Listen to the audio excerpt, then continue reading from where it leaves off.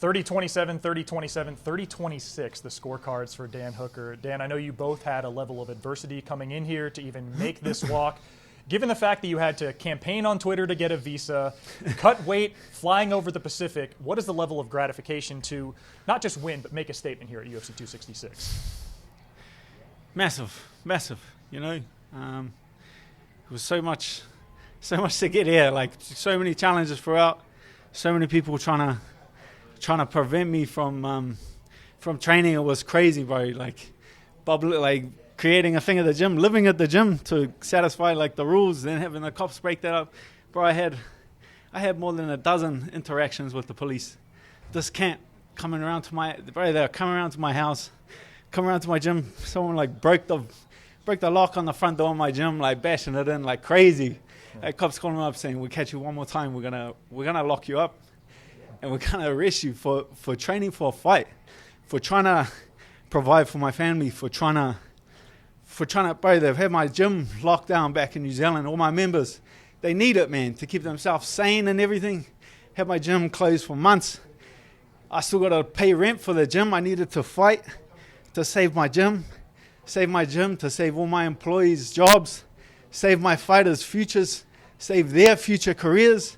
So it's just a big kiss my ass to everyone that tried to stop me. You know what I mean? This is to feed my family. This is to keep my gym open, to save all my employees' futures, to save all my fighters need to train. They have a future that depends on it. So this was for all of them. This is for all of them. You stay committed. You don't quit when people tell you to quit.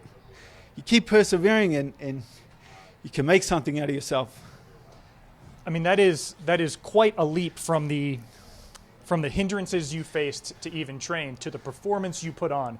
You didn't just scrape by. You won very thoroughly.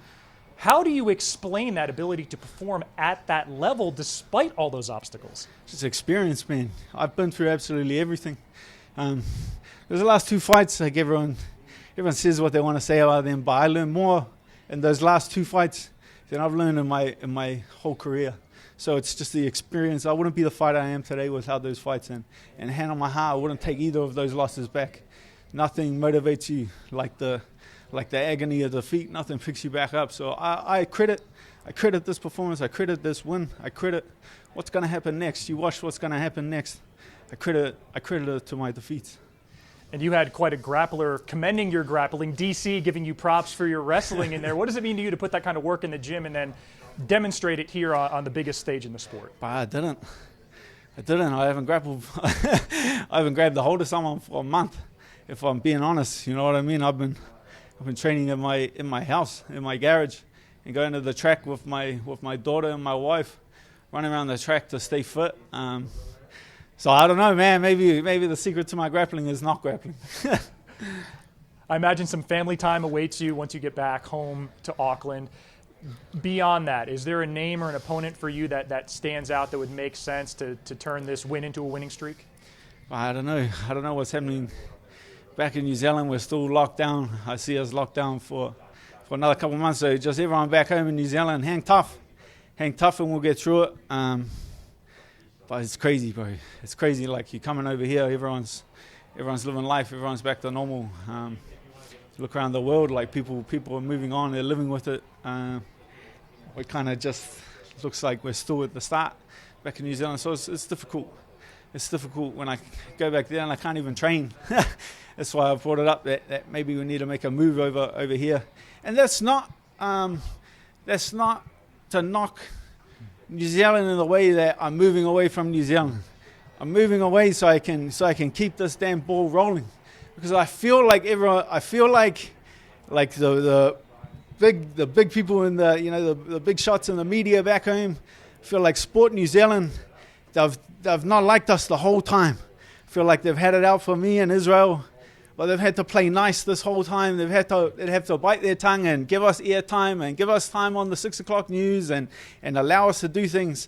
But as soon as they got the opportunity to during this, they've not given us MIQ vouchers, and they've gone out of their way to pursue us and track us down and shut down our training. And I feel like they've taken the opportunity to try and kill it, to try and kill the momentum that MMA and the UFC was making in New Zealand, because I feel like they had the resentment for it the whole time, and this was their chance. But they didn't count on the fact that Dan Hooker don't go nowhere. He's like a weed. You can try shut it down, you can try kill it, but I'll fight through it. So I feel like moving away to America is to keep this damn ball rolling in New Zealand, keep the eyes on New Zealand. If we just stay back there and don't train, don't fight, it stops. It all stops. From the top back down to the ground level. And it's the most important at the ground level of the sport in New Zealand to keep things moving. Keep people in the gyms, keep fighters training, amateurs, pros, everything. Yeah. Everything needs to keep moving. I know a lot of people want to chat to you. I do have a quick follow-up. Do you think that's like a tall poppy thing? Where do you think that comes from, that resentment? I think it's just they don't. This is a sport. This is a sport. This is a sport. Jiu-jitsu, martial arts. This is the most technical sport there is on the face of the planet. They're still viewing it. They're still looking down on us. They're still looking down on us like this ain't a sport. And this was their opportunity to try and kill it. This was like New Zealand's chance to try and kill MMA and shun us to the back and quiet us down for a minute. And I feel like that. But this is a sport. This is not going anywhere. MMA, UFC, it's a part of New Zealand culture.